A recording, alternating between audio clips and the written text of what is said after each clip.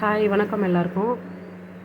இன்றைக்கி நம்ம என்ன செய்ய போகிறோம் அப்படின்னா, வீட்டில் ஆஃப்டர்நூன் செஞ்ச லன்ச்சில் ஒயிட் ரைஸ் மட்டும் குழம்புலாம் காலியாகிடும். ஒயிட் ரைஸ் மட்டும் கொஞ்சம் மிச்சம் இருக்கும். அந்த மிச்சமான ஒயிட் ரைஸில் ஈஸியாக ஒரு ரெசிபி செஞ்சு சாப்பிட்லாம். ஒன்றுமே கிடையாது, சிம்பிளான ரைஸ் தான். வெறும் அந்த ஒயிட் ரைஸை வச்சு எப்படி சாப்பிட முடியும்? அதுக்காக ஈஸியாக ஒரே ஒரு தாளிப்பு சாதம் தான், வேறு ஒன்றும் இல்லை. எப்படி என்னென்ன பண்ணணுன்றதை பார்க்கலாம்.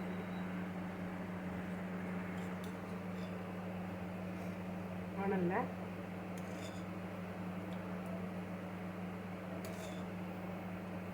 ஒரு 2.5 டேபிள் ஸ்பூன் ஆயில் போட்டுக்கலாம். ஆயில் சூடானதும் கொஞ்சமாக கடுகு,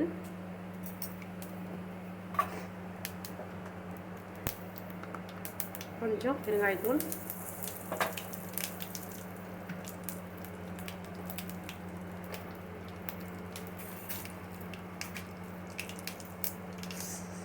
கருவேப்பிலை,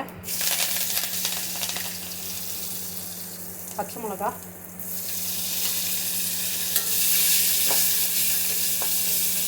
ஏன் பச்சை மிளகாய் கருவேப்பிலையோட போட்டு வதக்குறோம் அப்படின்னா, ஆனியன் போட்டு வதக்கும்பொழுதும் டொமேட்டோ போட்டு வதக்கும்பொழுதும் பச்சை மிளகாய் போடுறோம் அப்படின்னா அந்த பொரிஞ்ச மாதிரி இருக்காது. அந்த பொரிஞ்ச ஃப்ளேவர் இருந்தால் மட்டும்தான் ஒரு வாசனை நல்லாயிருக்கும். அதுக்காக தான். அடுத்தது நீளமாக கட் பண்ண ஒரு பெரிய வெங்காயம், ஒரே ஒரு வெங்காயம்.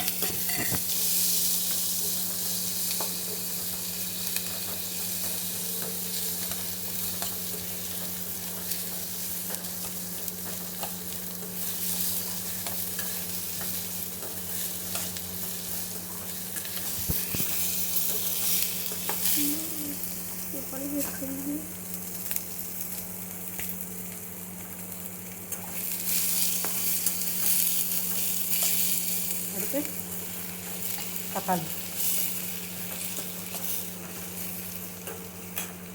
வதங்கிறதுக்கு கொஞ்சமாக தூள் போட்டுக்கலாம்.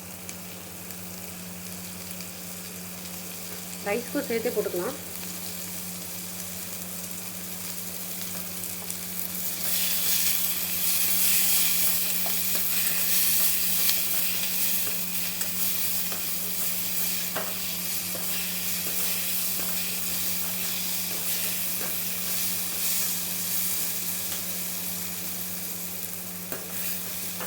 வெங்காயம் ரொம்ப வதங்கணும்னு அவசியம் இல்லை, இந்த மாதிரி கண்ணாடி பதத்துக்கு இருந்தால் போதும்.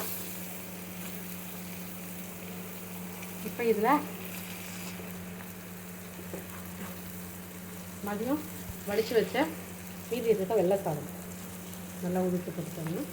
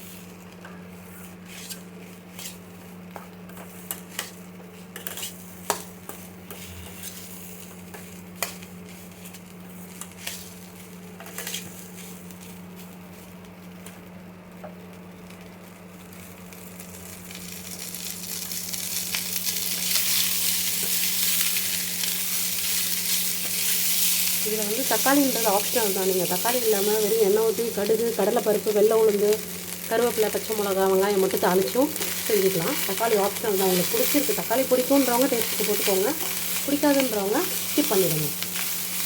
அவ்வளோதான். ஒரு சிம்பிளான ஈஸியான left over white rice recipe ஒன்று பார்த்தாச்சு. அவ்வளோதான். அடுப்பு ஆஃப் பண்ணிடுங்க. நல்லா சுட சுட சாப்பிட்டீங்கன்னா சூப்பராக இருக்கும். தேங்க்ஸ் ஃபார் வாட்சிங்.